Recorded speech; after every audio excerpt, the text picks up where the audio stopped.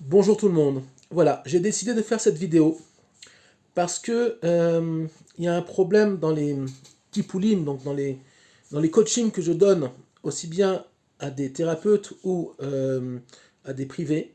Il y a toujours la même chose qui revient, toujours les mêmes soucis qui font surface. Donc, j'ai décidé de faire un cours général, pas sur la paracha de la semaine, mais plutôt sur un problème de génération. Un problème qui nous touche tous, qui touche nos enfants particulièrement, mais pas que les enfants, aussi les parents, en tout cas certains, ceux qui encore sont loin d'avoir ouvert les yeux sur la vraie réalité de ce que c'est d'être juif. Alors je sais que déjà, on va, pour avoir dit ça, on va me sauter la gorge, mais on peut être juif de différentes manières. Oui, effectivement, mais, comme la différence entre Gola et Géoula, Gola qui veut dire l'exil, ok, et Géoula qui veut dire la rédemption, il y a la différence entre les deux, au niveau des lettres, c'est le Aleph. Le Aleph de Géoula, ce qu'il n'y a pas dans le mot Gola. Donc tout simplement, c'est quoi le Aleph? Le Aleph, c'est la lettre qui va unir, puisque la lettre Aleph, c'est la lettre 1. C'est une des lettres qui représente l'unité divine, qui représente le divin. C'est la lettre qui va représenter l'unité divine, plutôt, puisqu'on retrouve cette lettre-là au milieu du Shema Israël. Shema Israël, Hashem Elokeinu, Hashem Echad. Nous enseignent les maîtres d'Israël que Elokeinu, le Aleph de Elokeinu, donc de Eloheinu, ok, c'est la lettre du milieu, puisque dans le Shema Israël, il y a 25 lettres, et à partir du moment où on a le Aleph au milieu, on a 12 lettres à droite et 12 lettres à gauche, et vous savez très bien que le chiffre 12 a non pas une symbolique, parce que j'aime pas ce mot-là, puisque le symbole retire toute l'essence de la chose, mais le chiffre 12, c'est les 12 tribus, c'est le temporel, etc. C'est les 12 mois, les 12 heures fois 2, et il y a d'autres raisons. Maintenant, sans le maître du monde, sans le Aleph, sans l'unité divine, sans le Shema Israël, non, on n'est pas juif. Alors ça veut dire quoi qu'on n'est pas juif? Alors oui, on est juif de naissance, on est juif de Neshama, mais il faut comprendre ce que ça veut dire d'être juif, non pas que dans notre génération, mais dans toutes les générations. Et toute la quête, tout le chemin que, on va dire, le peuple juif parcourt, et l'humanité tout court, depuis Avraham Avinu, en ce qui nous concerne, mais aussi l'humanité depuis Adam Vechava, c'est la recherche de l'unité, et c'est aussi surtout, et ça c'est plus dans le langage du coaching, l'équilibre. Un équilibre qui est très difficile à atteindre, et on le voit aujourd'hui, puisque nous sommes dans une génération de fils de rois habillés comme des clochards. Il suffit de voir malheureusement comment les gens s'habillent. Les gens s'habillent comme des clochards. Quand on met un jean à trous, il y a 40 ans, quand on avait un trou dans un pantalon, où on faisait une réparation, où on jetait le pantalon. On n'allait pas se promener avec un trou. Aujourd'hui, non seulement il y a des trous, mais il y a des trous béants. Plus le trou est grand, plus on est dans le coup. Pourquoi? Parce que non seulement on est, on va dire, noyé dans notre exil par rapport au maître du monde, par rapport à Eretz Israël, par rapport à beaucoup de choses, mais aussi on est devenu des clochards dans nos têtes, puisque l'extériorité représente très souvent l'intériorité. Alors vous dites, mais ouais, mais moi je mets des jeans troués, c'est pas pour ça que je suis un clochard. Si tu es un clochard, si tu es un clochard, ça veut dire quoi un clochard? Je vais vous expliquer. Nous sommes tous des clochards, chacun à son niveau. Moi aussi, je suis un clochard. J'ai pas de problème de le dire. J'en suis au moins conscient, puisque si je n'étais pas un clochard, je serais un tzaddik. Or, je ne suis pas un tzaddik. Donc, chacun à son niveau est un clochard. C'est quoi un clochard? C'est un homeless en anglais. Ok, c'est un SDF sans domicile fixe. Ah, vous avez dit, mais oui, moi j'ai un appartement dans le 17e arrondissement, ou à Neuilly, ou dans le 19e, peu importe où. J'ai un domicile fixe. Si tu crois en tant que juif que ton appartement à Paris, à New York, à Londres, ou même à Jérusalem ou à Tel Aviv, mais ça c'est encore un autre niveau, c'est ton domicile fixe, alors tu te trompes. Pourquoi? Parce que nous sommes appelés des SDF tant que nous n'aurons pas reconstruit le Beth Amikdash. Pourquoi? Le Beth Amikdash, c'est pas un bâtiment uniquement, même si ça l'est dans le monde de la matière, c'est, si on peut dire, les portes du ciel. Le canal matériel par lequel les lumières divines vont s'habiller sur le monde et vont nous amener le shalom. C'est quoi le shalom? Le shalom, c'est non pas la paix uniquement. Alors oui, il y a une traduction que le shalom, c'est la paix, mais dans le langage kabbalistique, le shalom, c'est aussi l'ordre. À savoir que tant qu'il n'y a pas de Beth Amikdash, les choses ne sont pas en ordre. C'est pour ça qu'il n'y a pas de paix. Donc, nous ne sommes pas en paix, puisque nous avons encore Tsahal, il y a des armées qui se confrontent dans le monde entier, en Ukraine, en Russie, mais pas que là-bas. Il y a des guerres un peu partout dans le monde, même si on n'en entend pas parler, puisqu'on ne parle que des guerres qui intéressent les médias ou qui intéressent les intérêts, on va dire, des nations dirigeantes, à savoir le monde occidental. Tout n'est qu'intérêt dans ce monde-là. Donc je reprends cette histoire de homeless. Oui, nous sommes des gens, nous sommes des SDF, puisque notre vraie maison, notre vrai, on va dire, notre vrai canal, puisque la maison est censée être un havre de paix. Malheureusement, il y a beaucoup de divorces et on sait très bien qu'aujourd'hui, dans nos générations, ce sont des hordes, pardon, ni des hardes ni des hordes. Ce ne sont plus des havres de paix, mais ce sont des endroits où malheureusement il y a beaucoup de disputes. Pourquoi? Pas partout, heureusement, il y a des gens qui vont très bien, mais il y a quand même beaucoup de divorces. Il y a plus de un couple sur deux qui divorce aujourd'hui, il faut savoir, dans le monde, et évidemment en Israël aussi. Pourquoi? Parce que tout simplement, nous sommes en exil de nous-mêmes, nous sommes aussi, et je le répète, et même si ça ne vous plaît pas, c'est pas très grave, je ne suis pas là pour vous caresser dans le sens du poil, ni me caresser moi dans le sens du poil, dans le sens du poil. Nous sommes des clochards aussi dans nos têtes. Pourquoi? Parce que nous ne sommes pas encore, vu l'exil d'Israël, encore en ordre dans nos têtes. On n'a pas encore toutes les midotes qu'il faut. On est perturbé, et c'est pas entièrement notre faute, par, on va dire, le monde qui est en exil, puisqu'il n'y a pas que le Ham Israël qui est en exil, mais il faut savoir que le monde entier est en exil. Ça veut dire quoi? Tout simplement qu'à partir du moment où on est descendu du Gan Eden, on est descendu d'un niveau spirituel qui s'appelait Gan Eden, donc Adam et Chava, le monde est rentré en exil. Le premier exil n'est pas lors de la sortie d'Égypte et l'exil d'Israël en Égypte. On est en train de rentrer en exil dans les parachutes qui arrivent. C'est pas pour rien que je donne ce cours-là, même si ça n'a pas un rapport direct avec la paracha, mais quand même, c'est, on va dire, dans l'esprit des semaines qui arrivent. Le monde est en exil, pas que les Juifs, mais aussi, évidemment, les nations du monde. Maintenant, les Juifs, le Ham Israël, je préfère le mot Ham Israël que les Juifs, le Ham Israël étant lui-même le canal qui doit faire sortir le monde de cet exil, si lui-même il est en exil, alors évidemment, les nations du monde le sont encore plus. Nous sommes dans une génération où, malheureusement, de plus en plus, nos enfants rêvent d'argent facile, rêvent encore plus que jamais d'extériorité. On voit bien toute cette mode des tatouages. Le tatouage est une expression qui est d'ailleurs très barbare et très ancienne. À l'époque, c'était des expressions de grade militaire, de communication entre les tribus, etc. Mais aujourd'hui, on a trouvé ça très moderne de se faire tatouer de partout, puisque les gens qui sont dans la Torah, qui en principe ne se tatouent pas, sont des primitifs, mais on voit que finalement, ceux qui se sont rattachés à comment dire, des minagim, des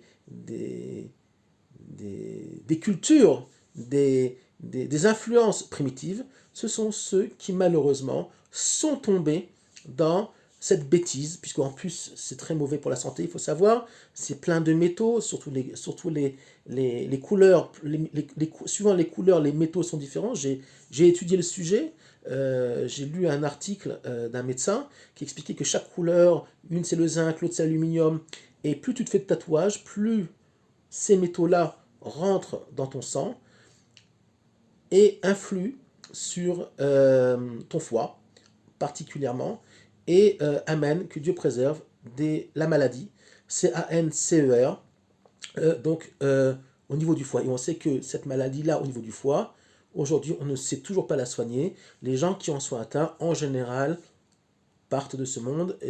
On n'a pas encore vu de miracle à ce niveau-là, de gens qui pouvaient s'en sortir. Il y a d'autres maladies, d'autres endroits où oui, on s'en sort, au Hachem, au niveau du sein pour les femmes, au niveau de la peau pour tout le monde.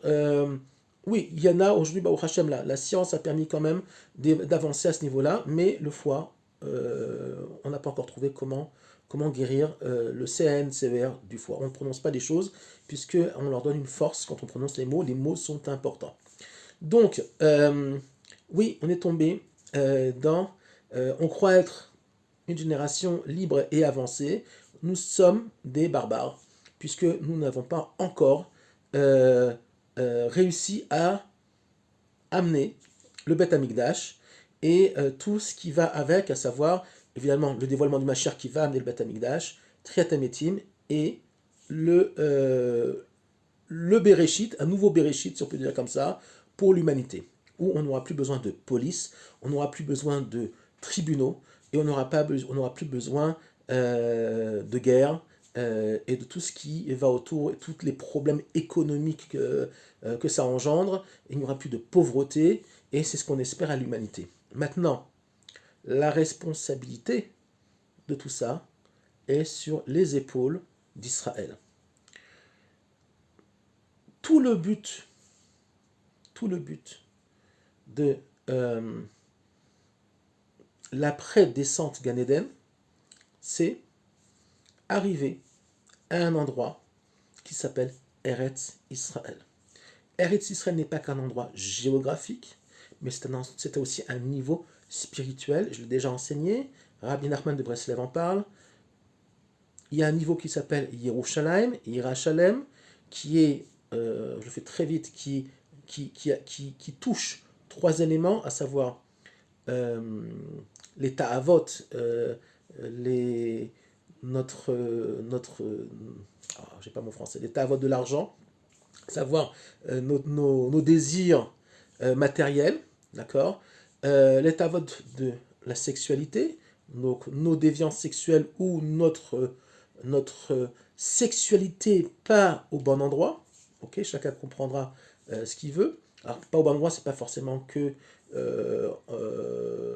entre deux hommes ou deux femmes, mais ça peut être aussi même pour les hétérosexuels, un homme qui va tromper sa femme, par exemple, et évidemment aussi ce qu'on appelle ta'avata achila, à savoir les dangers de trop manger, mais ça veut dire quoi aussi? Tout simplement, ce sont des problèmes émotionnels, puisque les gens qui mangent trop sont des gens qui ont des problèmes émotionnels, très souvent, dans la plupart des cas, d'accord? Qui n'ont pas réglé, qui n'ont pas un équilibre à ce niveau-là, donc on mange beaucoup pour compenser des manques qui viennent ailleurs. Il y en a qui mangent, il y en a qui fument, il y en a qui boivent de l'alcool, c'est toujours pour compenser un manque, très souvent même, d'amour.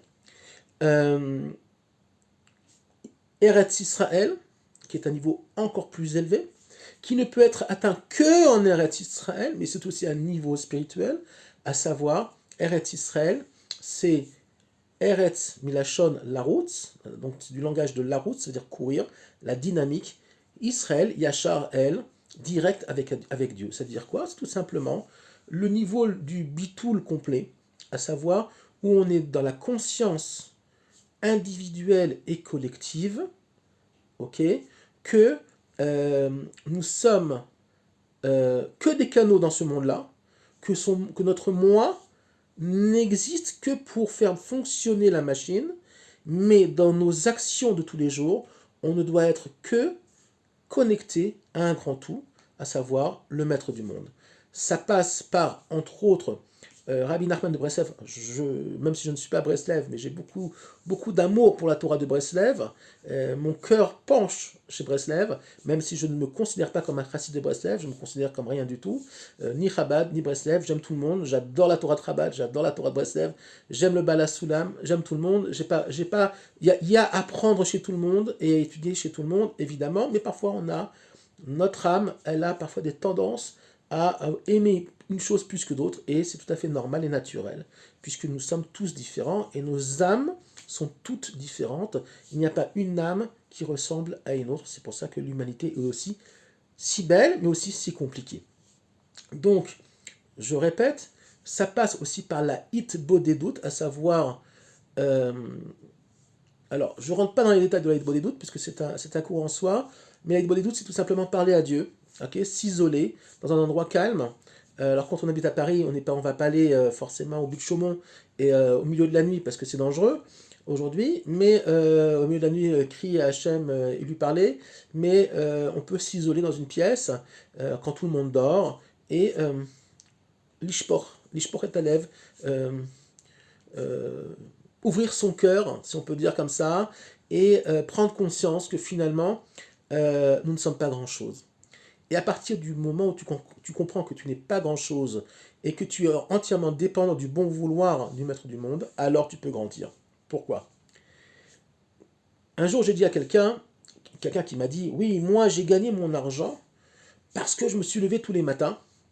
Je me suis levé, je me suis habillé, 5h30 du matin, 6h du matin, et à 7h30 du matin, j'étais déjà au boulot. Ah oui, ça s'appelle le ratson, et ça fait partie, évidemment, des choses importantes de la vie. Celui qui dort le matin et qui ne va pas travailler, évidemment, il a très peu de chance d'amener de la parnassa à la maison. Mais, ce que ces personnes-là oublient, c'est que si tu te réveilles le matin, c'est parce que Dieu le veut bien. C'est pour ça qu'on dit Modéani lefanecha. Okay, on dit merci le maître du monde, Modéani lefanecha melecha, avec un roi, Dieu vivant, qui est vivant, melecha avec un shirata b'nishmati becham l'rabaim, que tu as que tu m'as redonné mon âme, et voilà, et que je peux continuer aujourd'hui mon chemin, ma route dans ce monde-là. Les gens oublient que si on a la santé, que si on a la vie, c'est que du chesed. C'est parce que Dieu le veut bien. Vous êtes dépendant de tout. Vous êtes dépendant de votre respiration. Si vous ne respirez pas 5 minutes, 4 minutes, vous mourrez. Que Dieu préserve. Si vous ne mangez pas une semaine, boire encore un peu, mais si vous ne mangez pas une semaine ou un peu plus, vous allez mourir aussi, mourir de faim. Donc nous sommes entièrement dépendants de facteurs extérieurs, à notre, on va dire, de ce qu'on est nous-mêmes, ce qu'on est réellement. D'accord? Puisque sans respirer, sans manger, on ne peut pas vivre. Et évidemment, sans la bonne volonté du maître du monde, à savoir sans le chesed elion, on va dire je dis pas, c'est pas la charité, mais je sais pas, bon, je pense que les gens qui me suivent savent ce que c'est le chesed. Le chesed elion, c'est-à-dire la mida par laquelle Hachem a créé le monde, à savoir qu'il a voulu que autre chose que lui aussi ait une existence, même si elle est très relative par rapport à lui, puisqu'il y a la seule chose existante, c'est le maître du monde. Nous ne faisons que passer dans ce monde-là. Même si à un moment donné il va y avoir Triatametim, nous ne vivons que 120 ans, après il y aura Triatametim, et même Triatametim, il faut comprendre que Triatametim, la résurrection des morts et le Olam Haba, eux aussi sont temporaires, puisque à un moment donné de l'histoire de la création, pas du monde, mais de la création dans son essence, toute la création elle-même va être réintégrée. Ça s'appelle le talir de la Hitkalelut dans la Kabbalah, à savoir que le monde va être complètement réintégré dans le divin et va se fondre dans l'éternité. Et c'est ça qu'on appelle l'éternité de l'âme, à savoir que les âmes et le monde matériel va être complètement annulé, et les âmes, toutes les âmes qui ont été créées vont être réintégrées dans le divin lui-même. Et on ne sait pas exactement comment ça va être, mais on peut un peu l'imaginer, c'est qu'il va y avoir tout simplement on va être effacé complètement, même d'une demi-goutte de ce que ça peut être le moi. D'accord? À savoir que notre moi va se fondre dans un moi collectif et va disparaître d'une certaine façon ou va grandir, puisque ce moi collectif, cette vision collective de la création n'est pas quelque chose de menaçante. Et c'est une des grandes Torahs de la Kabbalah, à savoir que le klal ne menace pas le prat. Savoir la collectivité ne menace pas le privé. Nous avons tendance à toujours tirer la couverture à nous, puisque nous sommes des individus individualistes en général. Alors, même si on donne à nos parents, on donne à nos enfants, on donne, si Dieu veut, à notre mari ou à notre femme, puis même à nos amis, dans notre travail, à la collectivité, on fait des milwim en Israël, on fait l'armée, donc on rentre dans la collectivité et on donne de soi. Mais l'être humain a toujours cette tendance-là, cette galoute-là, cet exil-là qui est en lui, ce clochard qui est en lui, d'accord, de toujours vouloir quand même tirer tout à lui-même. Il y a un très grand rave qui est Niftar, la semaine dernière, qui s'appelait le Rav Druckmann, que j'ai eu le plaisir de rencontrer quand j'étais beaucoup plus jeune, quand j'étais à la Yeshiva. Je ne le connais pas personnellement, mais je l'ai entendu, je l'ai vu, je l'ai rencontré plusieurs fois. Il fait partie des gens de ce monde qui n'avaient pas de vie privée. D'ailleurs, comme le Rav Mordechai Eliyahu, que j'ai approché aussi un petit peu, la porte était toujours ouverte, il y a toujours des gens chez eux à la maison.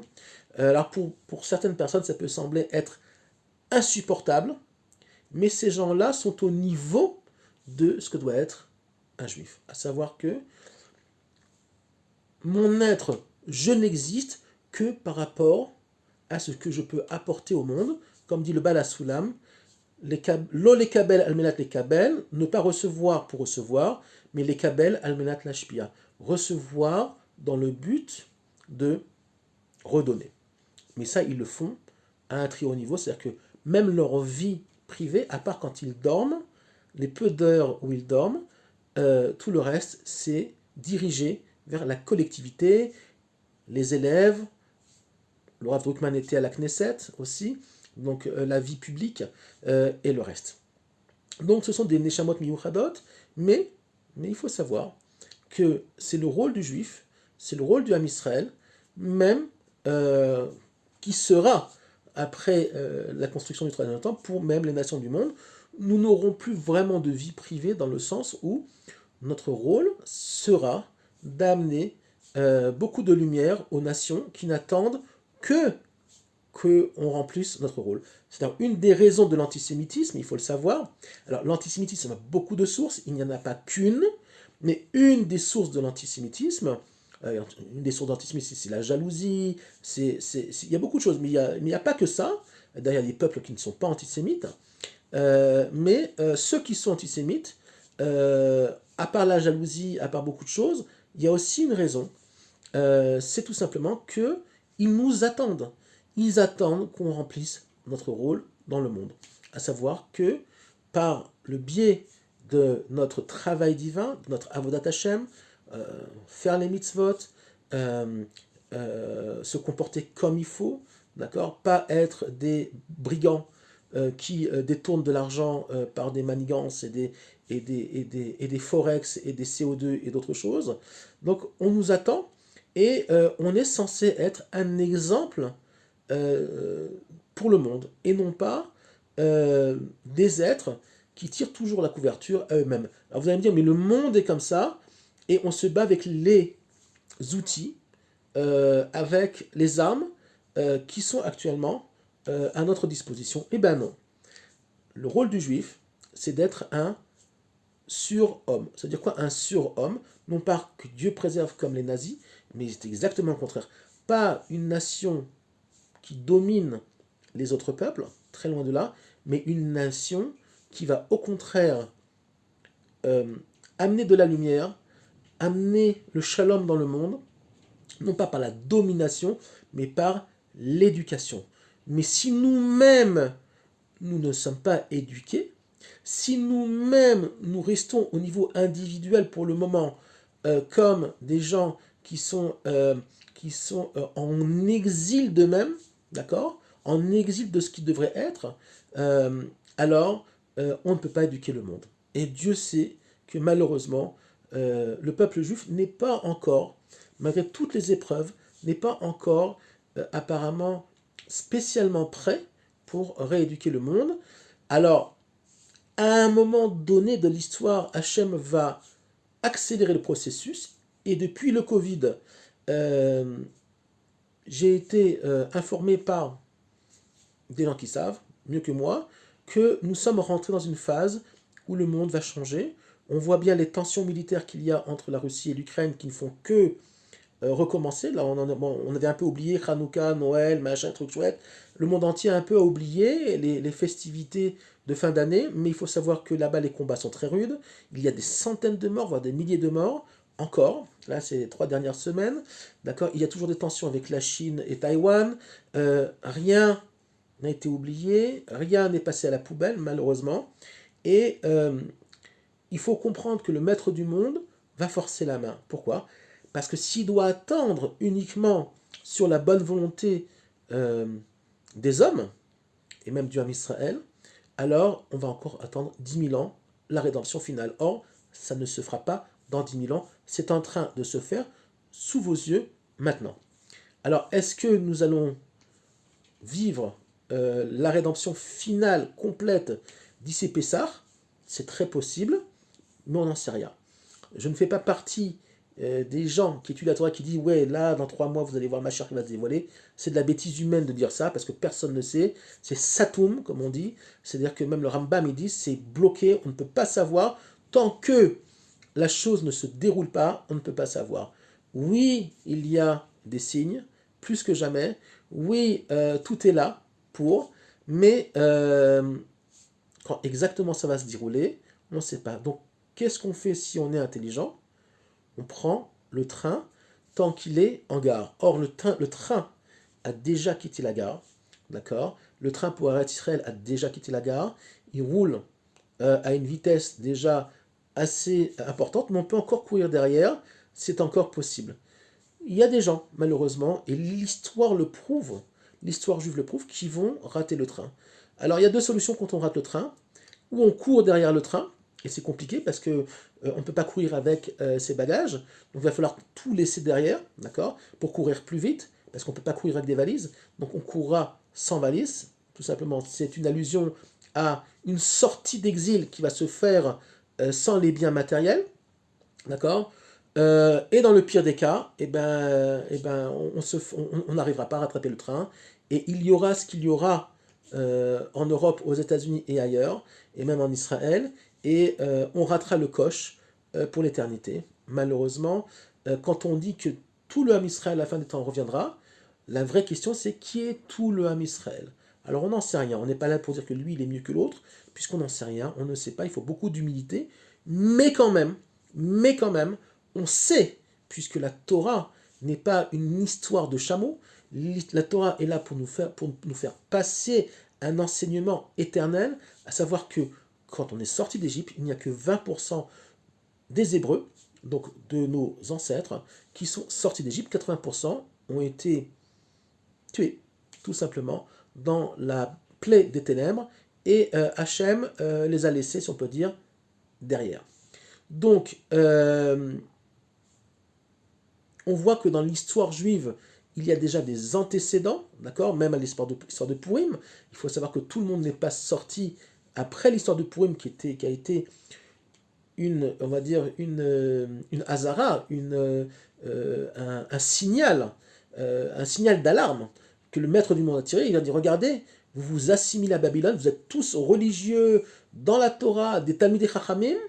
Ok, il n'y avait pas à l'époque de gens pas dans la Torah, ça n'existait pas. Ça a été tous les Talmidei Chachamim, des grands Torah, et pourtant, quand l'heure du retour comment dire, a sonné, ok, on savait qu'on devait partir en exil que 70 ans, et quand Ezra a souffert, a organisé, ok, avec d'ailleurs l'appui du roi de l'époque, un retour, après l'histoire de Purim, un retour en Eretz Israël, et bien la plupart des gens, la plupart des juifs, et en premier lieu les Talmidei Chachamim de l'époque, la bourgeoisie de l'époque, on dit à Ezra Sofer, ah là, nous on est bien à Babylone, on est bien à New York, on est bien à Paris, laisse-nous tranquille, qu'est-ce qu'on va faire en Eretz Israël? Mais t'es fou là-bas, il va y avoir des guerres, ça va être compliqué, il faut reconstruire le pays, il faut reconstruire la nation. Euh, Je n'ai pas besoin de vous expliquer que c'est exactement ce qui s'est passé aussi lors de la création de l'État d'Israël. Il y a toujours des gens qui ne viennent pas en Eretz Israël. Pourquoi? Parce que le yaourt est trop cher, l'électricité est trop chère, et qu'il faut descendre de niveau matériel pour venir en Eretz Israël. Et oui, la terre d'Israël s'acquiert par aussi une descente matérielle pour beaucoup de gens, euh, mais aussi une grande alia spirituelle, une grande évolution spirituelle possible et potentielle. Alors maintenant, il y en a qui en Israël qui font le contraire, qui viennent religieux et qui abandonnent tout ici parce que pourquoi la vie de la nation, alors on est chez nous et on oublie un petit peu que finalement on a un rôle à jouer, euh, même en Eretz Israël et surtout en Eretz Israël. Voilà. Donc, je souhaite à tout le monde de faire le tikkun hadat, comme dit le Baal Shem Tov, à savoir de réparer notre prise de conscience sur notre rôle à jouer et la prise de conscience du divin, à savoir que nous sommes des êtres très fragiles, des êtres que de passage, qui avons un rôle à jouer dans le monde, et il ne faut pas se tromper. Il ne faut pas se tromper de train, il ne faut pas se tromper d'aéroport, ok? Il ne faut pas prendre un avion quand on habite à Paris pour New York ou Miami, mais un avion pour Jérusalem. Voilà, je vous souhaite à tous de retrouver votre maison. Je me souhaite à moi aussi de retrouver ma maison, à savoir que si Dieu veut, très bientôt, on aura le mérite de voir la reconstruction du Beth Amikdash, ok, par nos actions, puisque Dieu réveille, si on peut dire, les lumières célestes quand nous-mêmes on se réveille. C'est ce qui s'est passé à Hanouka. L'histoire de Hanouka, c'est quoi? En deux mots, c'est un réveil des Hashmonaïm, un réveil des Kohanim de l'époque, par rapport à une société qui avait pris la culture occidentale et qui s'était assimilée, d'accord, et qui avait intellectualisé aussi sa Torah, et qui, par leur volonté, par leur ratson, se sont, comment dire, connectés au premier ratson, à la première volonté, qui était la volonté de créer un monde, de créer une création, à savoir la première lumière, la première expression du divin apparue dans le monde, c'est ce qu'on appelle le Ratson, à savoir aussi, il y a un synonyme qui s'appelle Or Ensof, avoir une lumière infinie. Même la lumière qu'on appelle infinie, elle reste une création, à savoir qu'elle est infinie par rapport à nous, mais ça ne décrit pas, surtout pas, le maître du monde. Le maître du monde, il est hors définition, il est hors limite, mais à tous les niveaux. Il n'est même pas Ensof, il n'est pas infini, puisque même le décrire comme infini, déjà, le définit. Or, dans le monde défini, il y a le mot fini. Donc, on ne peut pas définir le divin, on ne peut que comprendre et définir ces expressions, comme le chesed, la voix, comme euh, euh, toutes les expressions qui passent par le monde de ce qu'on appelle le monde des Sphirot, à savoir le monde des Midot, le monde des expressions du divin dans le monde. C'est aussi un cours en soi, on ne peut pas tout dire en une demi-heure. Voilà. J'espère vraiment qu'on va avancer, que les gens vont prendre conscience qu'il faut vite, vite se réveiller. Et je parle surtout aux gens qui sont dans la Torah, aux gens qui sont, on va dire, religieux. Arrêtez d'être des gens religieux. Devenez des gens de Torah. Je vous souhaite une bonne journée.